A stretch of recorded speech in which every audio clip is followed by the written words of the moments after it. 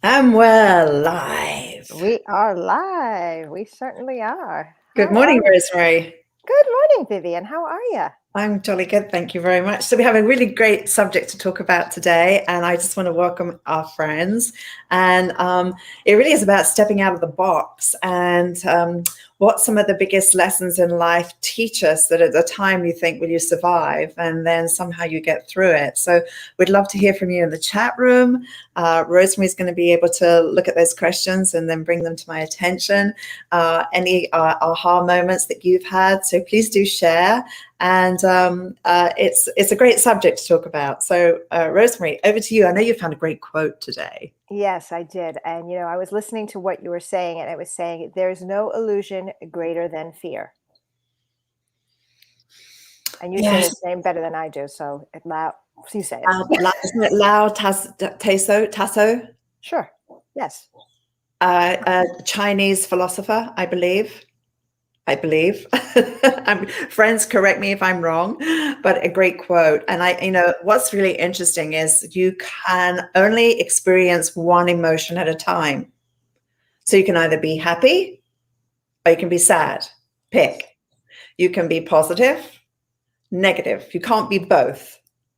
I suppose if you had two personalities, you could. That would be interesting, but they still need the space, the stage to perform, don't they? And you can either have fear or excitement, or fear and adrenaline, right? Yeah, yeah. And it's such interesting, powerful words. And I was listening to what you were talking about, and I love the conversation today because we're speaking into one of your most incredible experiences, and I can't wait for you to share with the audience. Good morning, Misty, and everybody else out there. Or good afternoon. About Morocco, and your learns through that process. I mean, Fortunately, guys, okay, so for those of you who have not had a chance to get to know who I am, I've worked with Vivian now for, I think we're going about 15 years now, if I think.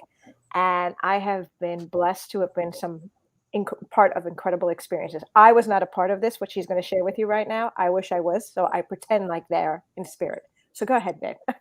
Yeah, but the great thing about how I met Rosemary is that I went to do an in-salon class, and Rosemary chose to not sit at the back of the class as she usually would.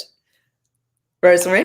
Yeah, so that, I had a turning point in my career where I felt like I was an incredibly well-oiled machine, but I felt like I was not growing. There was a challenge between the two. I felt like there was a gap between where I was and where I wanted to be, but I didn't know what that gap was. And I knew you were coming. And I had one of my teachers gave me a book of Vivian McKinder's, and I just saw her work. And I was like, one day I will get to know who this woman is, thinking I would never, ever going to get to meet her. I was just going to be inspired from afar. And she came to that class, and there was a voice in my head that said, sit in the front of the room because this is going to change your world. And I literally sat in front. I had both speakers on the left and right of me, and she kept asking me to move back because I was like basically on top of her. And, I was moved by what Vivian did. And I literally said, if I'm going to change my life, I got to change my life with the help of this woman, this incredible woman. So thank you, Vivian. Wow, it's amazing. And you know what, guys, I do in-salon workshops, which is always wonderful because I get to meet you and work with you one-to-one. So if you're interested in a workshop, just send us a note or email us at education@mckinder.com, and we'll be happy to connect with you. So it's about showing up, isn't it? It's about being vulnerable. It's about just being there. So yes, today I wanted to share with you some fun stories that have a message within the story. And I think we remember them most from the story as opposed to the principle. And every time I do a photo shoot, I get super excited, but I'm also very apprehensive because it's like there's a lot at stake. There's a lot of money, time, energy, and it's a collective, it's a team that makes it happen. So if you're not all on the same page, you have fragmentation, you have, I almost view it like a radio station. If you can think about when you're not on that radio station, you're between frequencies, and you get static and you get noise, and it comes in and goes out and in and comes out. That not being on the right frequency at the right station You just get noise as opposed to music, right? Mm. So the same thing when you're working with a team, if you're not all like-minded, working towards the same common goal, the energy pulls you in a different direction and it's debilitating. It drains you. Sometimes going in a different direction collectively can take you to some new brilliant idea. And sometimes genius comes from that. But generally, when you have an overall vision and you have an overall plan and you work towards that, open to it being better than you could have imagined, then you've got an amazing thing. So for that reason, it's often quite nerve-wracking going on photo shoots, because you just think, what if I don't do that? You know, what if the hair is a disappointment? And it can be, because there are things beyond your control. So going to Morocco, North Africa, was an incredible adventure. And what was interesting, this beautiful gentleman by the name of Aldo Belquar, a very dear, special man and friend in my life, a photographer, he actually produced this shoot in terms of all the production aspects. And before I went on this shoot, I was burnt out, working way too hard, too much repetition in my life, not enough personal growth taking place. I just hit a wall. And how many of you can relate to just hitting that wall and feeling overwhelmed? And I said to Aldo, I just really need inspiration. I'm burnt out. I just need to go somewhere and be inspired. And he said, Morocco. I went, Morocco? Morocco. And I'm going to show you, it's a 1-minute little video. In this video, take a good look at it, because, you know, this is now over 20 years old, this video I'm going to show you, right? And you're going to see some things that have become timeless. There is a wig in this collection that I was so frustrated with how it wasn't working. I decided to stick it on her head back to front, and it ended up being a winning shot for the magazine. So look beyond the glitz of this and see if you can find the wig. And I'm going to give a prize to the person who gets it, right? I'm going to give a prize. I'm going to give a few prizes. So all you need to be able to tell me when we come out of this little movie is the color of her dress, all right?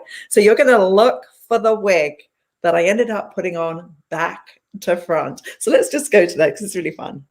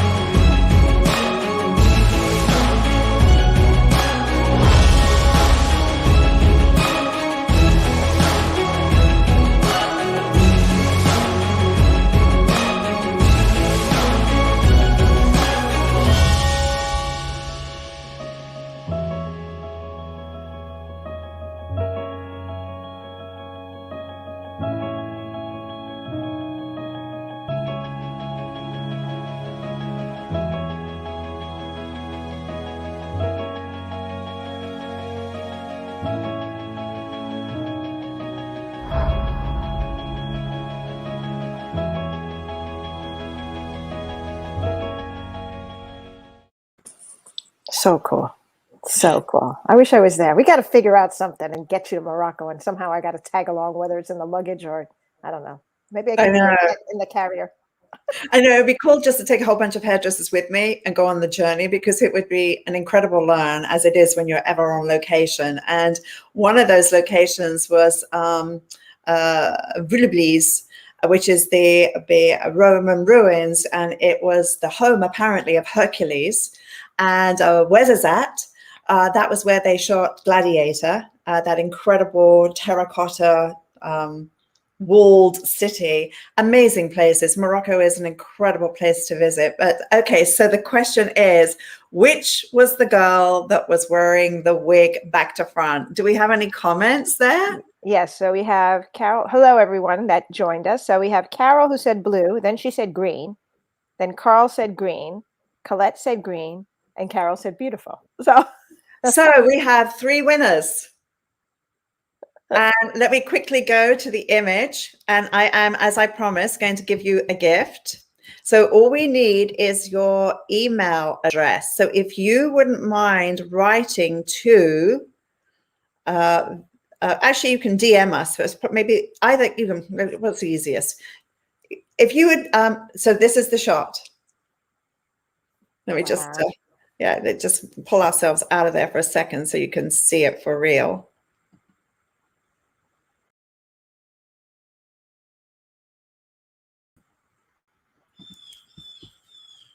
So that's the shot. So we've got 3 winners. I'm going to give you one of my courses, which is valued at $187, I believe, is Who is Sitting in Your Chair? And it was the gatekeeper to the success of what I'm doing. So the 3 people, Rosemary, if you don't mind writing their names down for me, and if you wouldn't mind emailing us at education@makinda.com, we will then sign you up for your course. Congratulations. So yeah, it was an amazing experience. So when we were in the Sahara Desert, now let's put this in context. I'm English. The average temperature in England through the summertime, 70 degrees. There I am in the desert, and all there is sand, sand, and more sand. But we did meet up with a Bedouin tribe, and fortunately, they let us sit under their tent, and it got incredibly hot. And my father, being that quintessential English gentleman, I always remember when he took us overseas, he said, "My dear, you must not drink foreign water. You don't know whether it's any good, so don't drink the water." So we took our van into the desert. Obviously, it's the edge of the Sahara Desert, but it was the desert. And we had a little tiny generator, which I don't think worked that much from my memory. And we had water, but we ran out. And so now we're in a situation where we have no water. So these Bedouin women went off somewhere. There must have been an oasis somewhere, and they gathered water, and they came back with a pitcher of water. And it was pretty extraordinary. I was the only one who did not drink the water. And I ended up, after the last shot was taken, I remember the last shot happening, and then all of a sudden, I just collapsed to the ground, and I was out for a count. And long story short, I flew back to Paris. I wasn't well there. I flew to London, still wasn't well. I ended up in a British hospital for 5 days, and they kept coming in saying, "Very interesting case, this one. Don't know what's wrong with her. Been overseas, foreign situation going on here." It was just so funny. Anyway, I had no tolerance to the heat. But one of the most interesting things before all that happened was I wanted this amazing curly texture, and I don't have any electricity, because when you're on location, you have to be very resourceful. But we did have toilet paper. And I thought, right, what can I do with the toilet paper? So I thought, well, how about if I take the toilet paper and I fold it in half, and then I fold it again, and I fold it again. Now I can wrap the hair around this. So I wrap the hair around it. Then when I come through here, I tie. So now I have a little shape like this. So I put them all over the head with a thermal setting spray, and I did do a little spray of moisture. And then the sun it baked, and when I took it out, she had an amazing texture. So the resourcefulness of being on location, this came in very handy. See, it's not only when it becomes a pandemic that toilet paper becomes handy. Yeah, yeah. So true, so true. So what I say is that the creative journey, obviously we're very restricted right now with travel, and we have other restrictions. How do we go to do a photo shoot overseas and do something like that? And I did this for a magazine, so there was a lot of production involved in it. But how do you do that? Well, today, obviously we can research. All we've got to do is put in Morocco, or you put into a Google search a period of time, say you're inspired by the Victorian period, whatever. That word opens the door in the digital platform for all these images to come your way, to start to create a storyboard. Today, if you just Googled storyboard, you'll come up with all these examples of a storyboard, whether it be 1920s storyboard, a makeup storyboard, whatever it be, to show you an example of what a storyboard looks like. And it's the collective of everything in the environment working. Everything in the environment working is cohesive.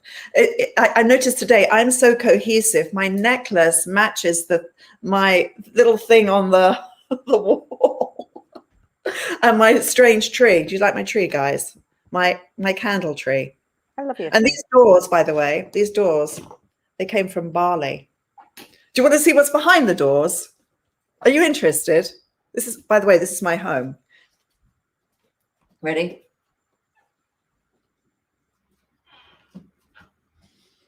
That's a bedroom. It's a gorgeous bedroom. Isn't it a lovely bedroom? I love that bedroom. That's like when I come visit, that's my bed. But now I live closer, so I don't have to stay over all the time. So anyway, it's all cohesive. So you could call me matchy-matchy in my eclectic way. I may be very matchy-matchy, but I say that to make a point. If I wore bright pink lipstick with all this gold around me, it probably wouldn't work. And a friend of mine, it was very interesting, a friend of mine was showing me her friend who had just had this major cosmetic surgery. She decided to go back to her natural color of silver, from being a sort of a muddy brunette to being a gorgeous silver. And I said, she looks absolutely gorgeous, absolutely beautiful. I said, but there's just a couple of things that really ought to change. I said, she's still wearing the lipstick of being a brunette. She's still wearing the clothes of being a brunette. And if she was to be wearing all of her cool palette, lavenders, pinks, silver, frosted sort of colors, it would look expensive and it would look fabulous because it would look cohesive, versus a brunette wearing the warm tones, the warm lipstick, the oranges and so on, which works great on a brunette. Now you've gone back to your natural silver hair. You have to change your entire wardrobe for it to work. And I said, just those adjustments, even the shade of the eyebrow has to change. So when you're on a photo shoot and you're creating an image, your images you're creating for Instagram, that is an image that will last as long as we're here, right? As long as eternity, as long as there's a social media platform. So a photograph is a moment in time where you have an opportunity to express good taste, a cohesiveness, bring out the beauty of that, whether it be beauty in rock and roll, whether it be beauty in bohemianness, whether it be beauty in punk. There is a beauty within that. It's what I say, Rosemary, is about status. And I maybe have said this to you before, and everything we do is a statement as to this is how I show up in the world. Right. So I either show up polished and glamorous or I show up disheveled. It's still a statement. And I think that when you're on a photo shoot and you're doing your own imagery within the salon, taking the time to make sure your lighting is good, taking the time to make sure your background, your background supports what you're doing. Like, is the background working? And making sure that you accessorize it according to the whole story, because you're creating a character, right? Mm-hmm. So on that Moroccan photo shoot, there was tons of learns, and just walking down the street, seeing colors and textures and all of that was so enriching and so inspiring that it was an incredible experience.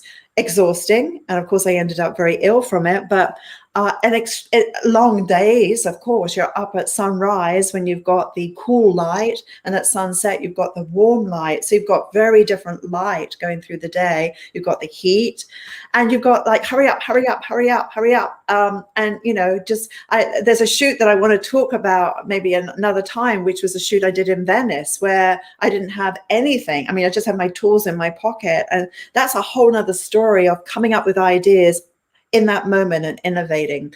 And I think that when the adrenaline is flowing and you get into a rhythm versus rushing, a rhythm, it's amazing what you can create if you believe and trust in yourself. Right, right. Well, from what I'm learning from what you're just saying is, guys, you have to be well resourced, right? Yes. Yes. You have to be adaptable. Yeah.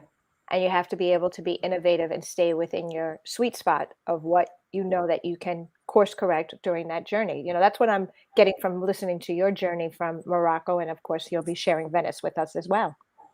Yeah, for sure. And the innovation is like coming up with new ideas. Innovation is like coming up with new products, because when things go wrong, you have to problem solve deeper. And I think our entire life is about how you cope, because the path to success is always under construction. And there will always be a roadblock. And when you hit that roadblock, that can be innovation for something else. For example, I think you all know about Monopoly. Do you all know the game Monopoly? Yeah. Do you know that was invented during the Great Depression here in the United States? This couple were they were playing a game. And when they took Monopoly to game places, manufacturers, whatever, no one was interested. And then eventually, it took a long time, eventually someone said yes. And of course, it became a multi-million-dollar business. But that was born in the Great Depression. And so when you think about, let's take something else, fast food drive-throughs. That didn't come from the food industry. That came from drive-through banking. Someone saw, that's really interesting, driving up to the bank teller. How about driving up and getting your food? It didn't come from the food industry. So there's conventional wisdom. In hairdressing, this is what we do. In hairdressing, this is the way we've done it. In hairdressing, this is the way we show up. When we do our pictures for social media, this is the way we do it. So that's conventional wisdom. Unconventional wisdom lives outside of our industry. It's a different way of thinking. It's taking something outside of our business and going, that is really cool, and bringing it into our business. And why are some of the greatest hairdressers in the world, the Guidos, Eugene Suleiman, Angelo Simonera, Odile, there are so many great, Danilo, some of the iconic, Sam McKnight, these incredible hairdressers. Yeah. They work with the greatest fashion icons in the world. Yeah. And the greatest photographers, the greatest makeup artists, the greatest artistic directors, and they are around greatness. So the pressure is up here. It's so high. They listen, they contribute, because at this point in their game, they can contribute because they've earned their stripes. And they are part of an incredible team. They see their work photographically, and as it's evolving, they can tweak it. Photographs taken, they can tweak it, look at the image, they can tweak it. And then what we see is that beautifully retouched image that shoot may have taken an entire day for that. We don't see the rejects. We don't see any of that. We see that final piece and we go, oh, wow. Yeah. Then we try and recreate it. We go, oh, that's not so easy. But we didn't have that amazing model. We didn't have that amazing team around us. So we're now on our own in the salon going, oh, I think that's a nice idea. I think I'll try it on Mrs. Jones. And sometimes we think, well, why did that not work? Well, there's a lot of reasons why it didn't work, right? So when you take your own photographs for Instagram, it's an incredible opportunity to learn. And, when I watch hairdressers, sometimes I'll see them like take the picture. They'll just picture, and I don't see them studying the picture. Like, I just took this shot. I'm going to study it and study it and study it. What do I add? What do I take away? How do I change the angle? Is the background disturbing? How do I compose this to be beautiful? Because when I get the right image, that will live somewhere for as long as I want it to live. It will be living and working for me while I'm asleep. It will travel the world while I'm still in my bedroom. So the power of the image when you get it right is awesome. And back in my time of, whatever, it was about doing amazing images for magazines.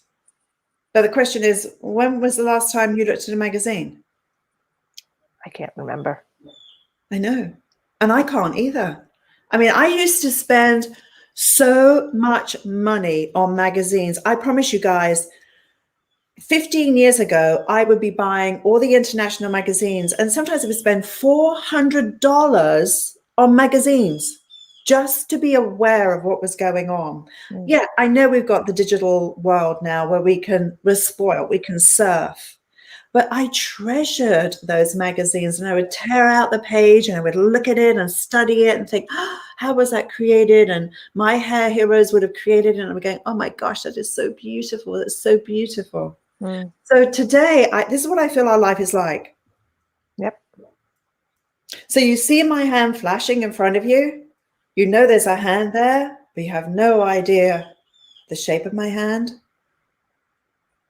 that I have 5 fingers, that I'm going from here to here. This is the journey. Yep. There's the beginning, there's the journey, there's the end. We have this going on. Slow down. Dwell. Let something seep into your soul, seep into your gut, seep into you so that you are taking it in. You have to dwell. Ideas need time for marination. And if you fast track through your life, one day you'll wake up and go, what the hell just happened? Right? Missed so many opportunities. I know we've gone over on our time. I'm sorry. That's okay. It's beautiful words of wisdom. And I wish we could have all day to talk about. You have an incredible webinar that's taking place at 1 o'clock, guys. So there should be some information on Vivian Mackinder's page, and you have to register, right? Yes, you do. You do have to register. It is free. And I've been working on this presentation for a year. So I'm very nervous, and I hope I do a good job. And there is a link, and so you can join me. It is live, so it's just the one time to see it. So it's very exciting. So I hope you'll join us, because it's sort of a dive into what makes us successful. And I think that, you've got to be the best version of you. Yeah. Julie Garland said it better. She said, "Be the best version of you, because everybody else is taken." And be the best version of you, be inspired by people, but be authentic to yourself. And when you do that, it takes a lot of pressure off. It's great to watch amazing things taking place, but, surround yourself with the best of the best. Even if it's only in the digital platform, it still is being inspired and influenced by a different mindset. And I want to be around the mindset where I can grow, and I can then give, and in giving, I also grow. The most beautiful thing about teaching, sharing anything you've learned today, share it with your clients, is that when you give that information back, you grow.